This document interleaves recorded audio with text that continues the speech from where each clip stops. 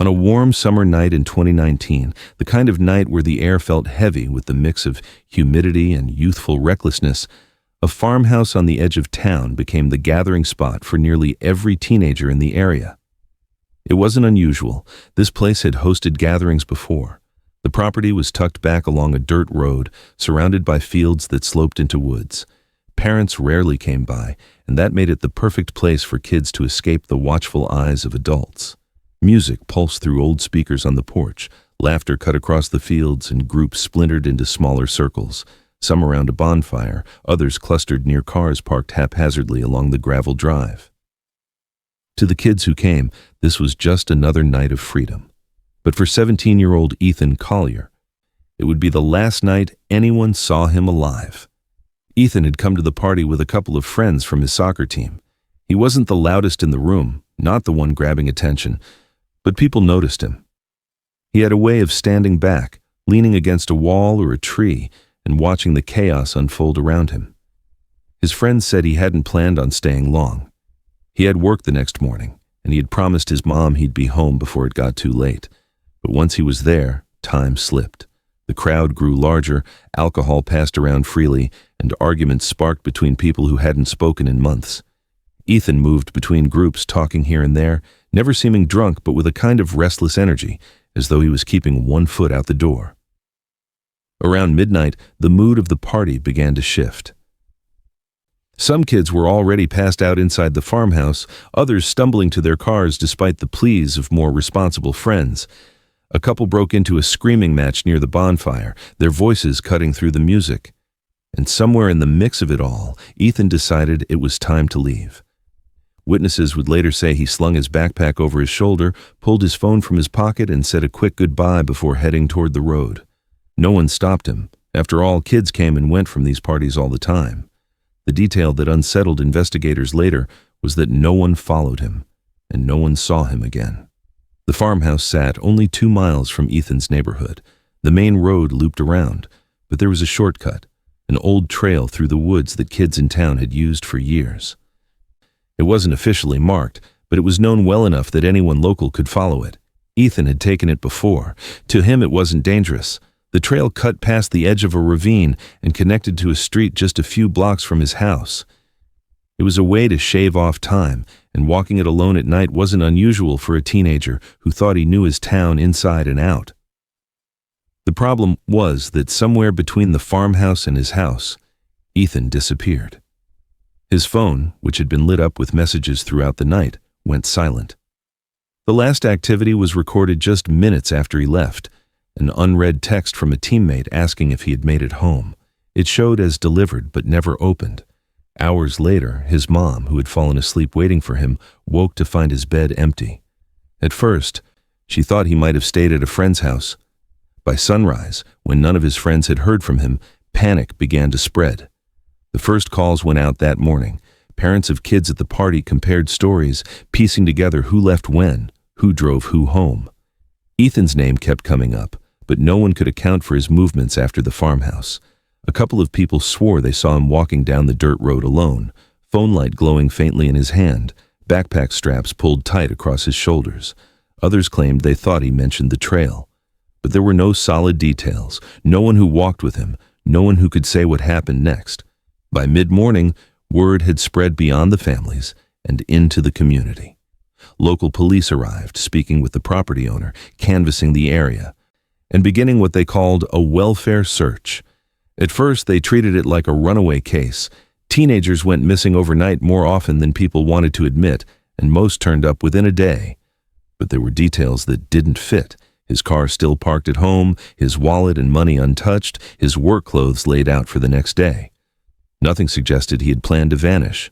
As the sun rose higher, his family drove the back roads themselves, calling his name, checking ditches, pulling over when they thought they saw something in the grass. The woods along the shortcut became the first place people looked. Parents and neighbors walked the trail, some shouting, others searching quietly, listening for any sound that might explain where he had gone. They found nothing. The trail was as it had always been, quiet, overgrown in places, empty. By noon, the case no longer felt like a misunderstanding. The sheriff called in additional units, volunteers began to gather, and whispers moved through the small town. A 17-year-old boy had left a party, alone, and never made it home.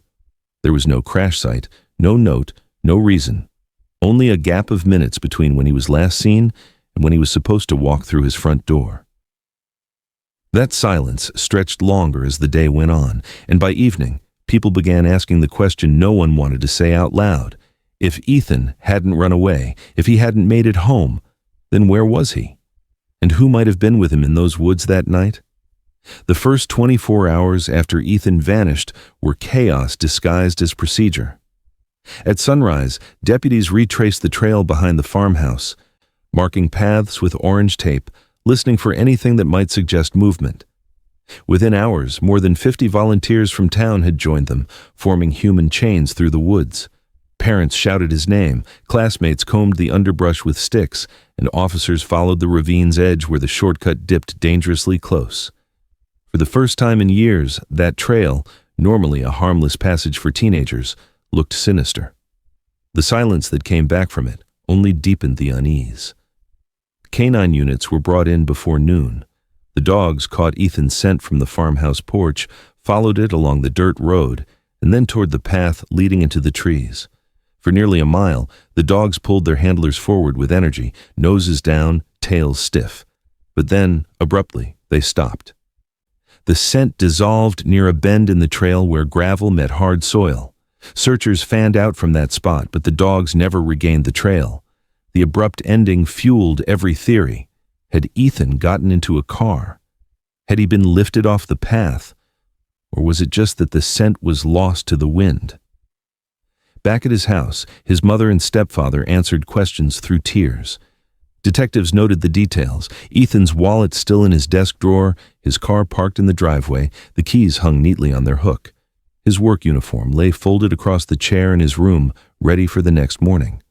There was nothing to suggest preparation for leaving.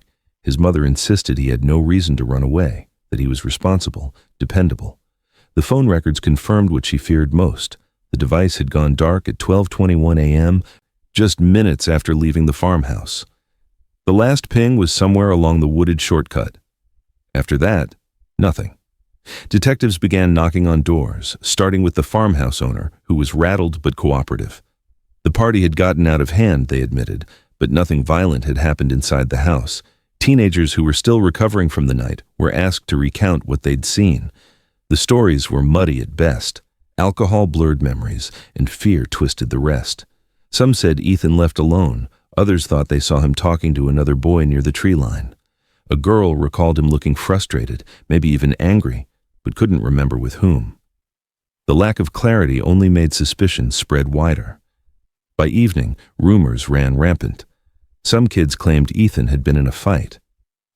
Others whispered that he had overdosed, that someone at the party had panicked and hidden the truth. Online forums picked up the story almost immediately, framing it as another small-town cover-up.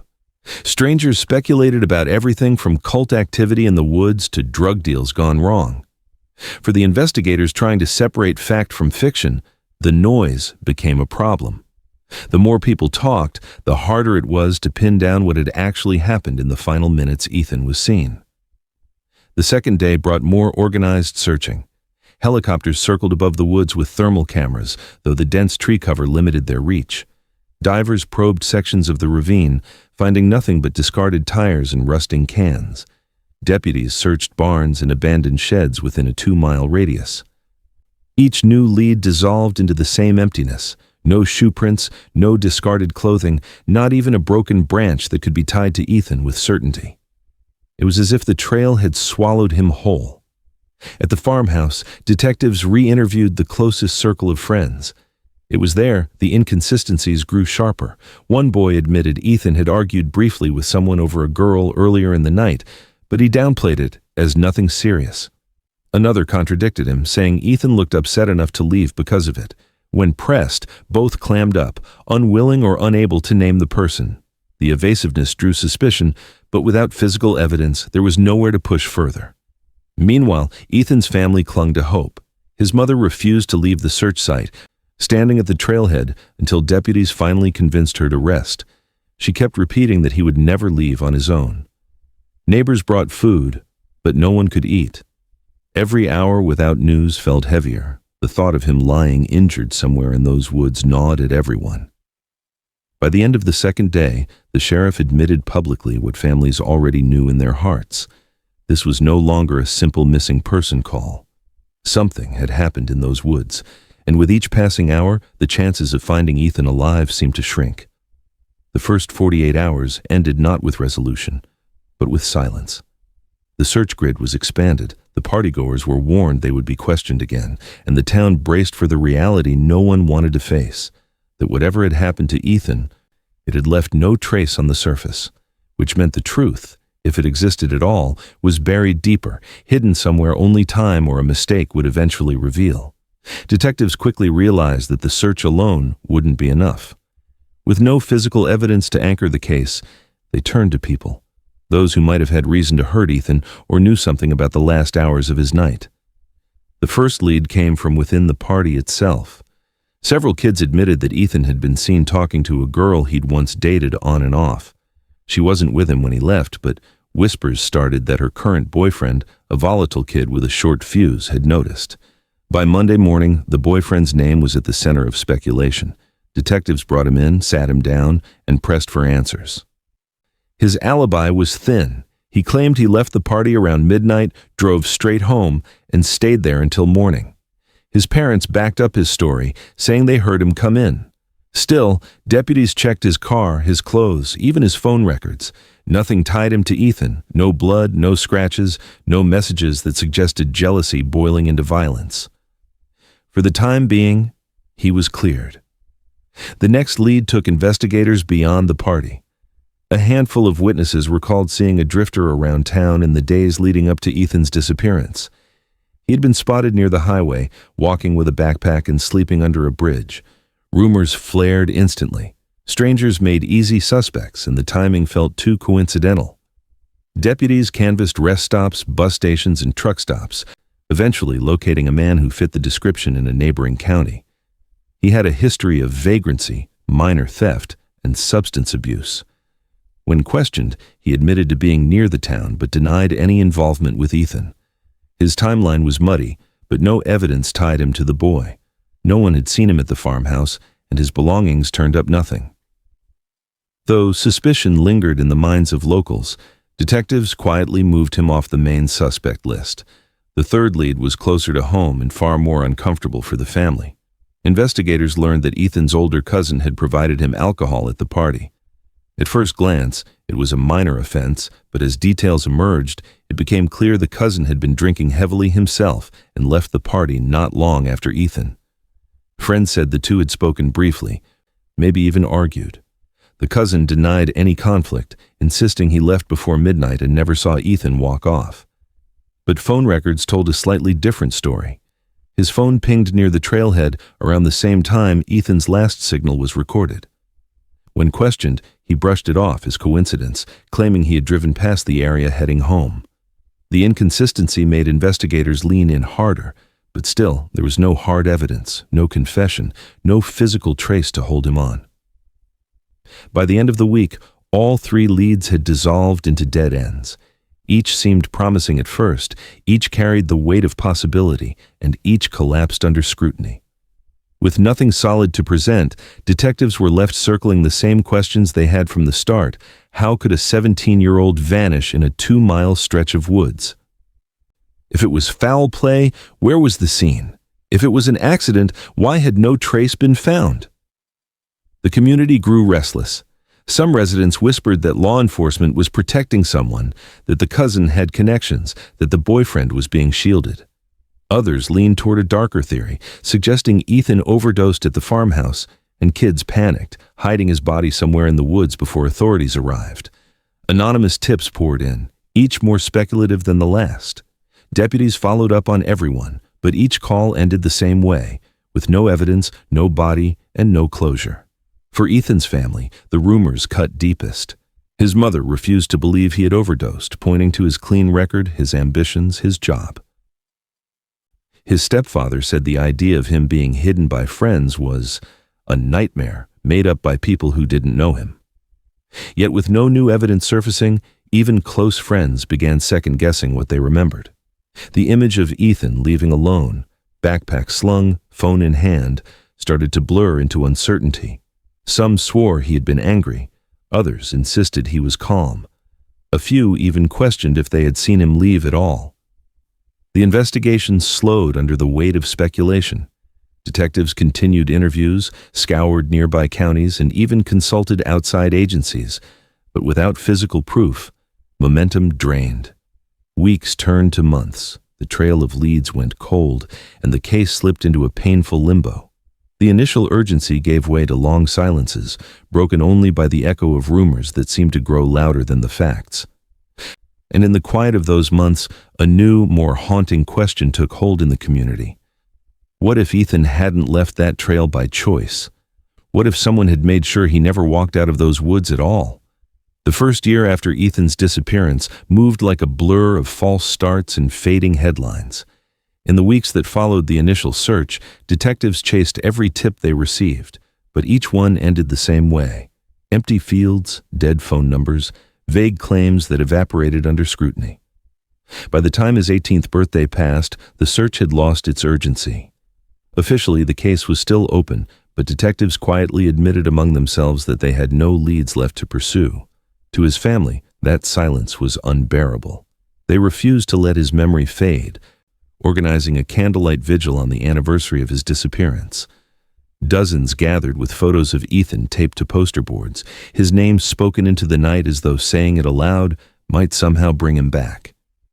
Year 2 was harder. The community's initial shock gave way to fatigue, and fewer people turned out for the vigils. His mother still stood with a candle, her voice cracking as she read a letter she had written to her son. His younger sister clutched a photo of him in his soccer uniform, refusing to blow out her candle until the very end. Detectives attended quietly, but offered nothing new. When pressed by reporters, the sheriff could only say the investigation was active, though no new searches were underway. It became clear to everyone that whatever answers existed were buried deeper than anyone had managed to dig. As time stretched on, Ethan's friends began to scatter. Some graduated and left town for college, others moved for work. Life kept moving forward, but guilt lingered like an anchor they couldn't shake. A few admitted privately that they still replayed that night, questioning their own memories, wondering if they had missed something, if a detail they overlooked might have changed everything. One boy confided to his parents that he sometimes heard footsteps when he walked the wooded shortcut, even years later, and it made him feel sick to think Ethan might have been just steps away, unseen. None of them found closure. Instead, they carried fragments of a night that never seemed to end. Online, the case took on a life of its own. True crime forums picked it apart, poring over maps of the trail, dissecting interviews, speculating about suspects. Some threads argued abduction was the only explanation, pointing to the sudden end of the scent trail. Others pushed stranger theories, suggesting secret gatherings in the woods or cult activity that the town had covered up. A handful insisted it was an overdose that had been hidden, pointing at the cousin's involvement with alcohol. With every year that passed, the theories grew wilder, feeding off the vacuum left by the absence of facts. Ethan's name circulated far beyond his hometown, but in the places that mattered most, there were still no answers. By the 3rd anniversary, his mother's voice carried a sharper edge. She no longer pleaded for help, she demanded it. She held up a photo of Ethan at the vigil, her hands trembling, and told the crowd that her son had not simply vanished, that someone knew the truth, and that silence was the same as complicity. For her, hope had shifted into a form of defiance. She was determined to keep his story alive, even as detectives warned her there was little more they could do. That year, the family launched a website dedicated to Ethan's case, gathering tips, posting updates, and refusing to let his memory slip into the quiet files of cold case storage. Still, time wore people down. For neighbors and classmates, the tragedy calcified into the background of their lives. Conversations about Ethan grew shorter, references fading into awkward pauses. Teachers who once spoke his name aloud in classrooms moved on to new students, new years. Yet for his family, every day without him was a wound that never healed. His room remained untouched, his clothes stayed folded in drawers. His mother admitted she sometimes sat at his desk late at night, scrolling through old messages on his phone bill just to feel like she was keeping a connection alive. By the 4th year, the weight of his absence had settled into the town like an unspoken rule. The farmhouse where the party had taken place sat abandoned, its windows boarded, the grass overgrown, as though the night of his disappearance had cursed it. Friends who once laughed about that summer now avoided the subject altogether. The vigils still happened, but attendance dwindled further, reduced mostly to family and a small circle of loyal supporters. Candles flickered against the dark, fewer each year, but still burning. For investigators, the case had become what they feared most, a mystery frozen in place. Without new evidence, there was nothing left to pursue. No warrant to justify, no trail to follow. When pressed, they admitted quietly to reporters off the record that they had no answers left. The file sat thick with interviews and maps, but thin on proof. It wasn't closed, but it wasn't moving. As the 4th anniversary approached, even the most hopeful admitted it had become a tragedy without explanation. Ethan's family refused to stop, but the community spoke of him less often, and the investigation was little more than a collection of unresolved threads. His absence had become part of the town's landscape, like the woods themselves, always there, always present, but silent. It seemed as though Ethan Collier's story had settled permanently into the cold, his fate bound to speculation and rumor. But just as his case appeared destined to remain unsolved, the woods were about to give up something they had held in silence for years. In the summer of 2023, the town was locked in a heat wave that stretched on for weeks. The riverbeds that usually ran thick and fast thinned to trickles, and the wooded ravine 2 miles from the old farmhouse was drier than anyone could remember. Branches that had once been hidden under water now jutted into the air like broken bones, and the earth below them cracked into jagged patterns. Few people ventured out there in those conditions. It was too hot, too silent, but one hiker had taken the trail, curious about what the drought had revealed. He moved slowly along the ravine, stepping carefully across stones when something caught his eye. A splash of faded fabric tangled high in the limbs of a fallen tree. At first, it looked like debris carried by the river during past floods, the kind of thing no one bothered with, but as he drew closer, he realized it was a backpack, sun-bleached, the straps frayed and torn as though it had been there for years. The hiker untangled it carefully, his fingers brushing against stiff fabric that crumbled slightly under his grip. The weight inside surprised him. It wasn't empty. He lowered it to the ground, unzipped the main pocket, and found items that immediately shifted the discovery from curiosity to dread. A cracked phone, the screen spiderwebbed and dark, a lighter still faintly recognizable under the grime, and then, slipped in the inner pouch, a laminated school ID with the name Ethan Collier stamped across the bottom. The photo showed the same boy who had vanished from the farmhouse party 4 years earlier. The hiker froze, the silence of the ravine pressing down heavier than the heat. He knew exactly what he had stumbled on, and it was enough to send him scrambling back to the trailhead, phone in hand to call authorities. By that evening, the ravine was no longer an abandoned stretch of woods. It was lit with the glow of floodlights, police cruisers lining the gravel road above it. Yellow tape marked the perimeter as investigators moved cautiously, documenting the scene with cameras and notes. The backpack, now in evidence bags, was handled with extreme care. Detectives knew that after 4 years of silence, this was the first tangible connection to Ethan since the night he vanished. His family was notified immediately, and when word spread, the town erupted with shock. For some, the discovery confirmed their darkest suspicions. For others, it reignited hope that answers were finally within reach. Forensic teams scoured the ravine, inch by inch. They sifted through the dried mud, checked tree roots, and combed every inch of exposed ground where water had receded. The area where the backpack had been lodged looked as though it had been submerged for years, only now revealed by the drought. Investigators speculated that it might have been swept downstream during storms or floods, carried from its original resting place before getting caught in the branches. That raised an unsettling possibility.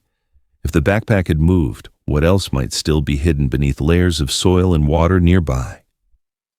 News outlets descended on the town almost instantly. Reporters framed the discovery as the long-awaited break in a case that had haunted the community for nearly half a decade. Images of the backpack and the ID card spread across social media, reigniting online forums that had kept Ethan's story alive. Theories flared anew. Some argued the backpack had been planted to stir up the case again, while others insisted it was proof he had been attacked and discarded in the woods that night. Detectives, however, refused to speculate publicly. They emphasized only that the area was now an active crime scene and every detail mattered. For Ethan's family, the news was devastating and electrifying all at once. His mother clutched the phone as detectives explained what had been found. For her, the ID card was proof he hadn't simply walked away, that something had anchored his fate to those woods. She drove to the ravine, standing behind the yellow tape, staring down at the floodlights as if willing them to reveal more. Neighbors who had once stopped talking about the case now gathered again, whispering at the barricades, exchanging theories like they had in the first weeks after Ethan's disappearance. As investigators carried evidence bags to waiting vehicles, the sheriff addressed the press in clipped tones. The backpack, phone, and lighter would undergo forensic testing. Any DNA, fingerprints, or trace material that survived could be the key to unraveling what had happened that night. Though the objects had been weathered by years of exposure, hope hinged on the idea that technology might uncover what the human eye could not. That night, the ravine felt transformed. What had once been just another stretch of forgotten woods had become a stage where the town's unanswered questions returned in full force. Forensic lights cast eerie shadows across the cracked earth, the silence punctuated by the scrape of tools and the low murmur of investigators marking coordinates. To the community watching from behind the tape, it was the first real movement in years, the first sign that the truth might not be buried forever. By dawn, the hikers' discovery had reignited not just the investigation, but the emotions that had lain dormant in the town. For those who had carried guilt, it resurfaced like a wound reopened. For Ethan's family, it was a cruel reminder of his absence, but also a glimmer of the closure they had begged for. And for detectives who had filed his case into the category of unsolved mysteries, the backpack was now a signal, a message from the woods, that Ethan's story wasn't over yet. Forensic crews spent days in the ravine, moving carefully over ground that had been hidden underwater for years. Every inch was flagged, mapped, and photographed. Soil specialists collected samples from the banks and the lowest points of the dried bed, looking for chemical signatures that might suggest decomposition. Drone mapping created a high-resolution reconstruction of the ravine, and from above, something unexpected appeared, a patch of ground near the tree line that seemed darker, compacted differently from its surroundings. To investigators, it looked less like erosion and more like a place where someone had camped or concealed something. Cadaver dogs were deployed along that stretch, their handlers leading them in wide sweeps. The dogs moved eagerly, noses down, tails stiff, until more than once they alerted near the same patch of soil. Crews began digging carefully, layer by layer, but what they unearthed was not what anyone had braced for. Shards of bone began to surface, brittle and pale. For a moment, tension rippled through the search as everyone held their breath, waiting to hear confirmation. But the lab results came back within hours. The fragments were animal remains, likely deer or coyote, not human. Relief and disappointment struck simultaneously. For Ethan's family, the possibility of closure had dangled in front of them, only to be pulled away again. For detectives, the alerts still mattered. Something about that ground had triggered the dogs, and that meant the search wasn't over. Meanwhile, the evidence from the backpack had been rushed to the state crime lab. Ethan's cracked phone was examined by digital forensic specialists who carefully bypassed its corroded circuits and battered screen. To everyone's surprise, the device still held fragments of data. Among them were photos taken the night he vanished. Most were blurry shots of trees, branches glowing in the light of his phone, the ground visible in streaks of dirt and leaves. They painted the picture of someone walking the wooded trail, documenting as he moved. But then came a photo that stopped investigators cold. In the distance, barely illuminated, was the faint outline of a human figure. The image was distorted, motion blurred, but the shape was unmistakable. Ethan had not been alone in those woods. The discovery reframed everything. For years, the assumption had been that Ethan left the party by himself, a teenager, cutting across a familiar path in the dark. Now, there was evidence to suggest he encountered someone, maybe followed, maybe confronted. Detectives enlarged the image, ran it through enhancement software, but the result was the same. A silhouette too vague to identify, yet clear enough to rule out imagination. Whoever it was had been with him just minutes before his phone went dark. That single image reignited tensions in the town. Online forums lit up with speculation, demanding to know who the figure could be. Some argued it was one of his friends, someone from the party who had lied all these years. Others insisted it was an outsider, maybe the drifter locals had once whispered about. Theories spiraled, but investigators focused on the technical details. Metadata on the phone confirmed the photo was taken at 12:19 a.m., just 2 minutes before his phone shut off forever. Back in the ravine, forensic teams expanded the grid, convinced that the ground still held more to give. They sifted through soil, bagged every fragment, logged every anomaly. Even the smallest items, rusted bottle caps, scraps of fabric, were collected. Specialists noted that the terrain bore marks of repeated human presence, flattened grass in patterns inconsistent with animal bedding, ash buried shallow in the soil, suggesting an old fire. To them, it looked as though the ravine had once hosted a makeshift campsite, perhaps even on the very night Ethan disappeared. Detectives returned to the farmhouse trailhead, retracing his likely steps with fresh eyes. If Ethan had walked that path intending to go home, what reason would he have to stop in the ravine? Who could have been waiting there, and how had a backpack containing his phone, lighter, and ID ended up lodged in the branches years later, as though discarded or swept downstream? The questions piled higher than the answers, but for the first time in 4 years, investigators had tangible evidence. The photo, blurred as it was, became the centerpiece of their investigation. Detectives began showing it quietly to witnesses, watching reactions closely. Some swore it looked like no one they knew, while others hesitated, unsure. The ambiguity only deepened the mystery, but the mere fact of the photo shattered the long-held narrative. Ethan had not vanished into silence. He had crossed paths with someone, and whatever happened after that was no accident of the woods. The ravine was no longer just terrain to be searched. It was the last place Ethan had been alive. And the blurred figure in the photo meant his story was entwined with someone else's secrets. Detectives returned to the people who had been at the farmhouse that night, determined to test old stories against the new evidence.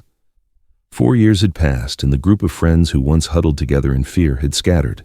Some were in college, others working jobs in different towns.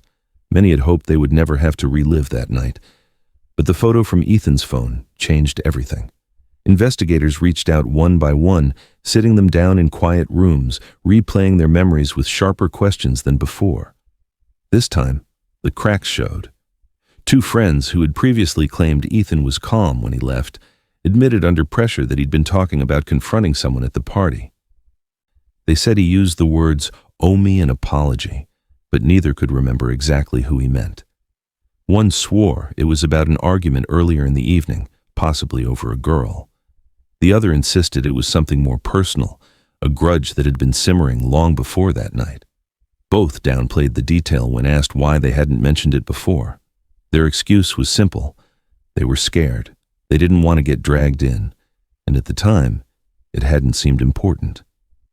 But now, paired with the blurred figure in the phone photo, it suddenly mattered a great deal. Another friend, pressed again about the final minutes before Ethan left, hesitated before admitting something she had never said in her original statement. She remembered Ethan walking off not entirely alone.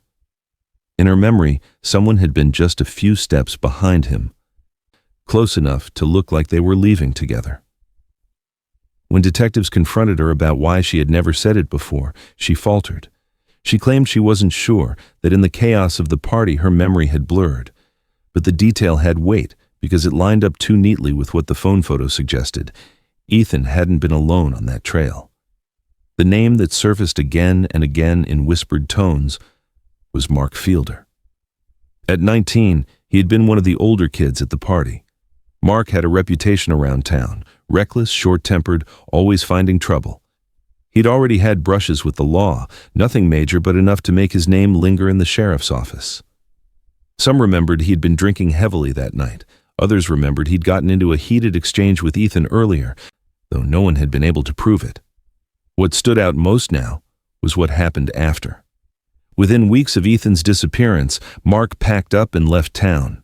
He told some people he was going to work with relatives out of state, but to investigators, the timing had always felt too convenient.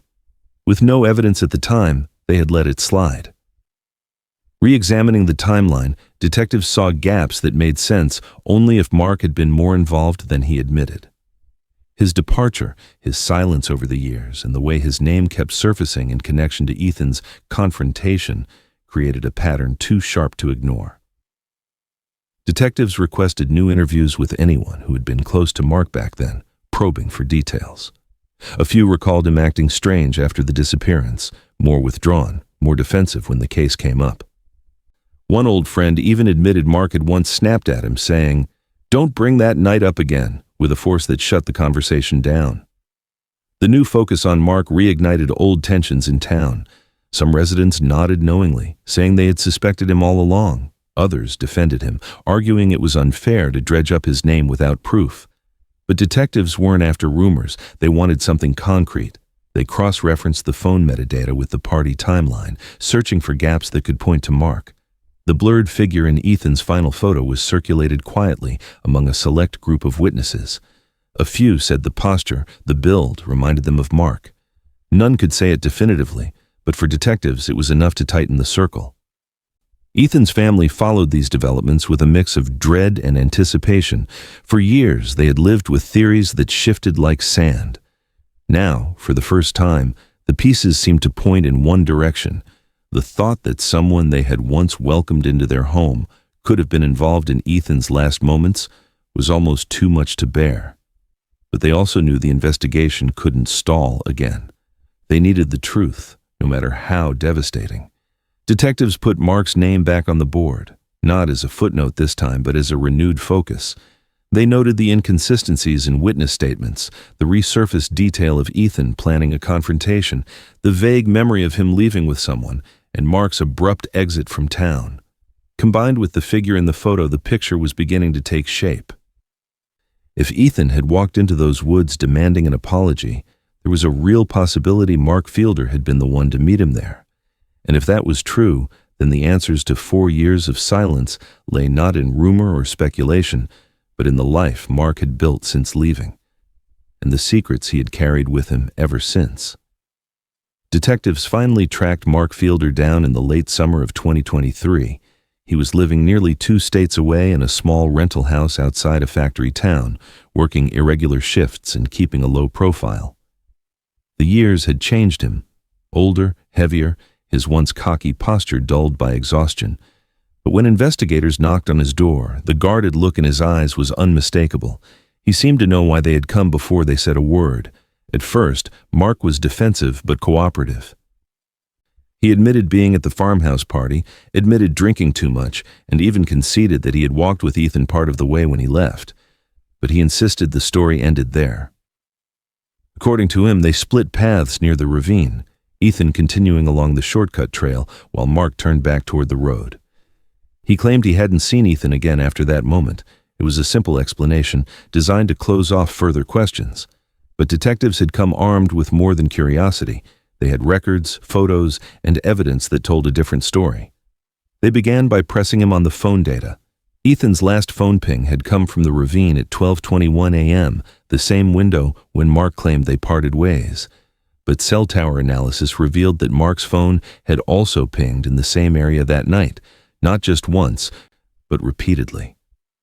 The records placed him in the woods until nearly 3 a.m., more than 2 hours later than he admitted. When confronted, Mark grew tense, his answers less steady. He claimed he had dropped his phone and circled back later to look for it, but the story sounded rehearsed, shaky under pressure. Detectives then turned to the evidence recovered from Ethan's backpack. Forensic analysts had worked painstakingly on the weathered fabric, testing even the seams for trace material. Against the odds, a partial DNA profile was lifted from the inner lining. When compared against the swab taken from Mark, it showed a match, not complete, but strong enough to put him inside the circle of suspicion. Presented with this, Mark bristled, arguing that he might have touched Ethan's belongings at the party. That DNA transfer was possible in crowded environments. But investigators countered with the detail that the sample came from deep within the backpack, in places unlikely to be contaminated by casual contact. As the pressure mounted, Mark's demeanor shifted. He leaned back, folded his arms, and gave clipped, rehearsed responses. He wasn't confessing, but he wasn't outraged at the accusations either. To detectives, his silence between answers said more than his words. They noted how carefully he avoided eye contact when Ethan's name was spoken, how he clenched his jaw when asked why he left town so quickly after the disappearance. Behind the scenes, prosecutors were briefed. A partial DNA match wasn't enough to guarantee conviction, but combined with the phone records and Mark's own admission of walking with Ethan, the case was tightening. Detectives began re-examining every detail of his life since 2019. They interviewed his co-workers, checked his financial history, and pulled his travel records. Nothing suggested he had rebuilt a stable life. He drifted from job to job, never settling, always staying just far enough from the town where Ethan had vanished. To investigators, it looked less like a man moving forward and more like someone trying to stay hidden. Back home, word spread fast. The town buzzed with updates that Mark had been located, that his name was once again tied to Ethan's final night. Some residents felt vindicated. They had always suspected him. Others worried the evidence wasn't strong enough, that the case might collapse again under technicalities. Ethan's family watched the developments with guarded hearts. For them, it was agonizing to see the pieces finally aligning toward someone they had once trusted, someone who had been welcomed into their lives. His mother admitted privately that she had always suspected Mark, but had forced herself to bury the thought, unwilling to believe family could be capable of betrayal. Detectives scheduled a second interview, this time with the evidence laid out more directly. They showed him the blurred figure from Ethan's phone photo, asking if it could be him. Mark denied it, but his denial came too quickly, almost rehearsed. When pressed on the phone records again, he shifted explanations, claiming he lingered in the woods after Ethan left, thinking about things, unable to clarify what that meant. The contradictions mounted, but still no outright confession came. For investigators, it was enough to keep the noose tightening. They had placed him with Ethan, proved his phone lingered where Ethan vanished, and now had a partial DNA match on the one item linking directly to the night of his disappearance. The case was no longer built on speculation or rumor. It was narrowing around Mark Fielder with every passing day. The silence that had suffocated the investigation for 4 years was breaking, replaced by the steady drumbeat of evidence pointing to a single truth.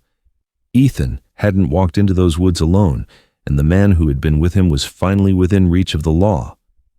Detectives knew they couldn't press Mark forever with circumstantial evidence. They needed to push him to the edge, to force him into the space where silence cracked and the truth began to spill in fragments. The second interview began like the first, with Mark stone-faced, arms crossed, insisting he had nothing to do with Ethan's disappearance. But this time, detectives came prepared with more than phone records and DNA traces. They had the one piece of evidence that could pierce through denial, the blurred image from Ethan's phone, taken just minutes before it went dark. When the photo slid across the table, Mark leaned back as if the air had been punched from him. The grainy shape of a figure caught mid-step was undeniable. It wasn't clear enough for strangers to identify him outright, but to anyone who knew his build, his posture, it was obvious. "That's you," the lead detective said firmly. "That's you in the woods with Ethan." Mark's initial reaction wasn't outrage or shock. It was silence. He rubbed his jaw, his eyes locked on the photo without speaking. When he finally muttered a response, it was the same denial, but weaker than before. Detectives pressed harder, pointing out the contradictions. His story about splitting off early didn't hold when his phone was still pinging near the ravine hours later. The DNA match in Ethan's backpack could not be explained by casual contact at the farmhouse. And now, Ethan's own phone had captured his presence. Piece by piece, the story Mark had clung to for 4 years unraveled. His voice, once steady, grew halting. He admitted walking with Ethan down the trail that night. He admitted they had been arguing, about what he wouldn't specify at first. But with every question, his defenses broke down further. Finally, in fragments, the confession began to emerge. Mark said Ethan had confronted him near the ravine. The words, "Owe me an apology," came back, sharp and heavy. He wouldn't elaborate on the history between them, only that tempers flared.